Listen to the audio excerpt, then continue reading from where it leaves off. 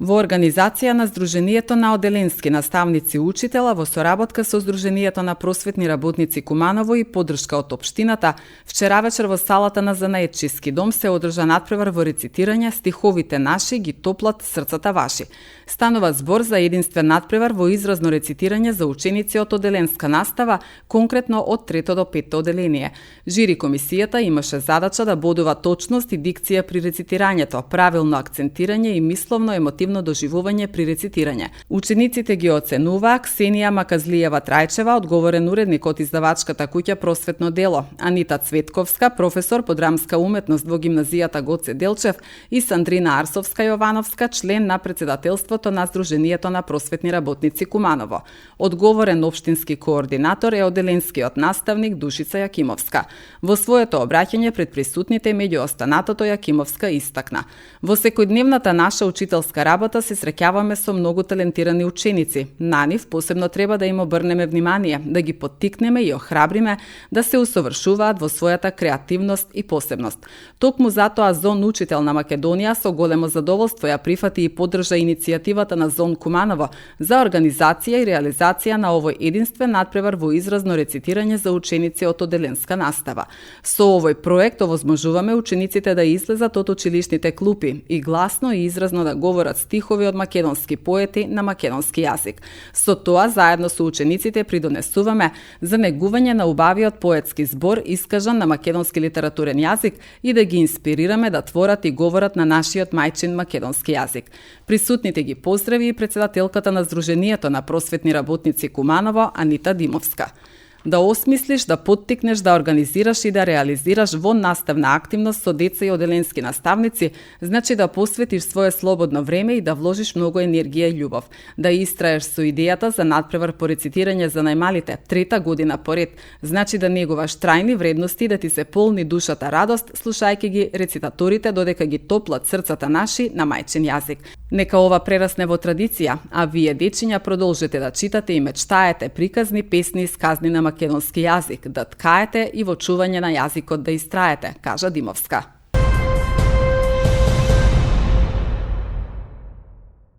Одделот за внатрешна контрола, криминалистички истраги и професионални стандарди до надлежното основно јавно обвинителство Куманово против едно лице вработено во полициското одделение Матече при секторот за внатрешни работи Куманово поднесе кривична пријава поради постоење основи на сомнение дека сторил кривично дело кражба на електрична енергија, топлинска енергија или природен газ. Пријавениот причинил материјална штета од 398.847 денари, информира секторот за внатрешни работи Куманово. Одделот за внатрешна контрола, криминалистички истраги и професионални стандарди против полицискиот службеник поднесе предлог за поведување на постапка за утврдување на одговорност за кршење на работниот ред и дисциплина и изрече задолжителни мерки да му се одземе службеното оружје и муниција, соопштија надлежните.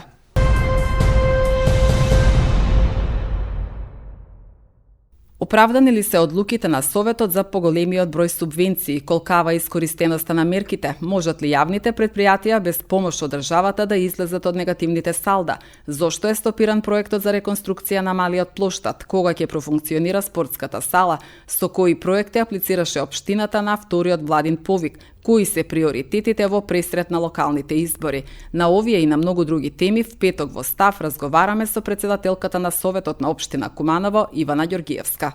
Мене приоритети ми се прво центарот на градот, Чоробенско ќоше, тој дел да го снема.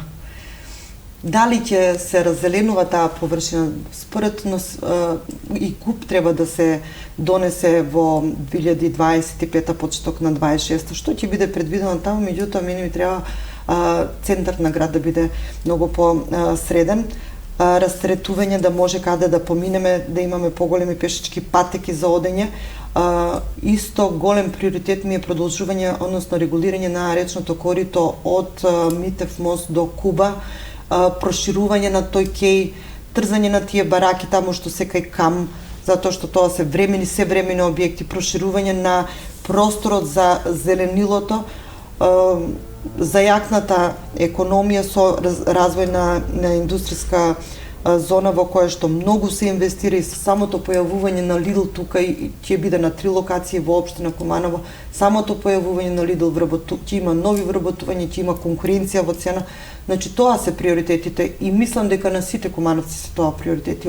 А постојано сум во народот, достапно сум за сите и ги слушам.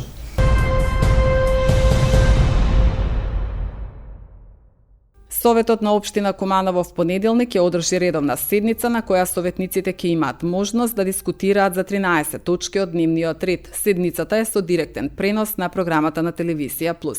Исто така в понеделник гимназијата Гоце Делчев ќе го одбележи патрониот празник, а ќе биде организиран и отворен ден во пресрет на новата учебна година, на кој ќе бидат промовирани подрачјата кои што се изучуваат во гимназијата. Истиот ден во 12 часот во Занаетчиски дом по повод 5 мај, ден на македонскиот литературен јазик, ќе се одржи свечена академија и ќе се одбележат 80 години од кодификацијата на македонскиот јазик.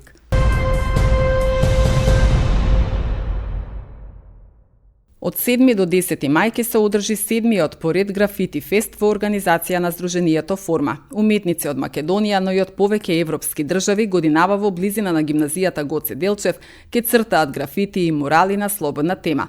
Повеќе детали за меѓународниот фестивал од изјавите на организаторите Дејвид Стоилковски и Горан Стојанов од Сдруженијето Форма.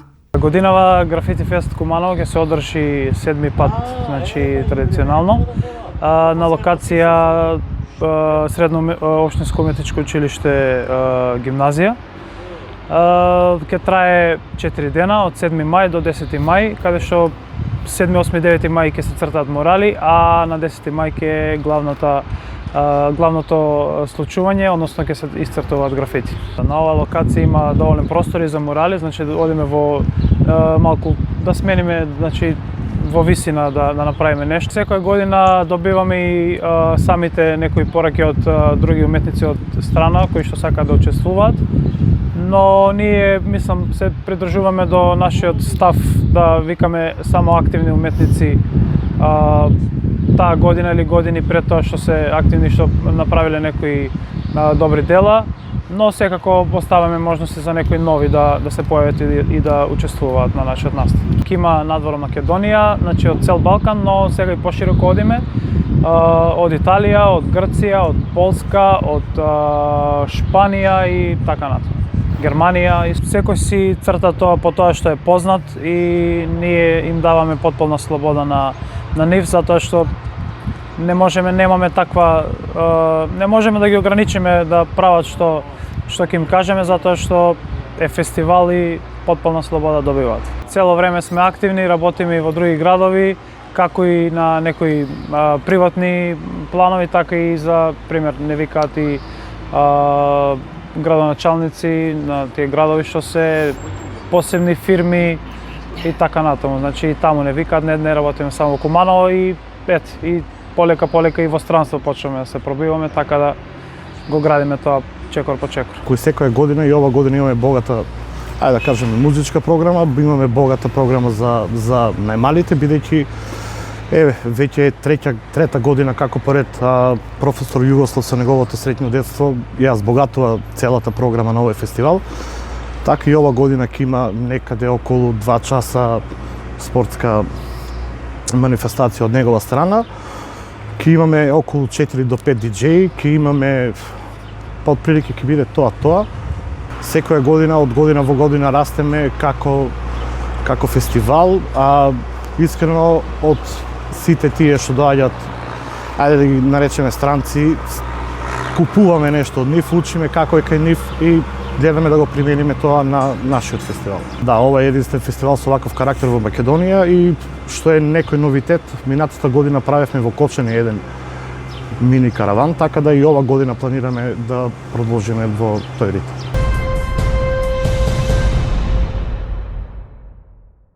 Автопатот Куманово Скопје ќе биде меѓу приоритетите на 5-годишната програма за автопати, регионални и експресни патишта која е во изработка, најави директорот на јавното претпријатие за државни патишта Коце Трајановски при неодамнешната посета на Куманово. Работиме интензивно на планирање, на реконструкција и на автопатите и на експресните патишта. Се прават напори да се добијат финансиски средства, да се добијат кредити.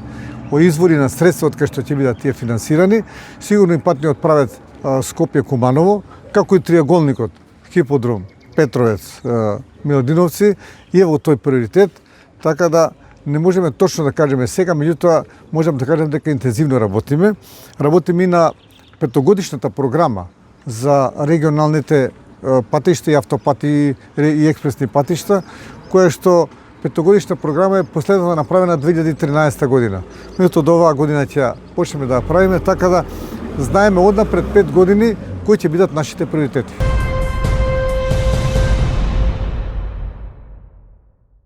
Според последниот извештај на Институтот за јавно здравје, вкупниот опфат со МРП вакцината за целата држава е 72,7%. Под 70% е во Скопје, а најниска вакцинација против МРП е во Куманово 48,5% и Кавадарци 30,9%. Пат има и на ревакцинацијата со МРП вакцината.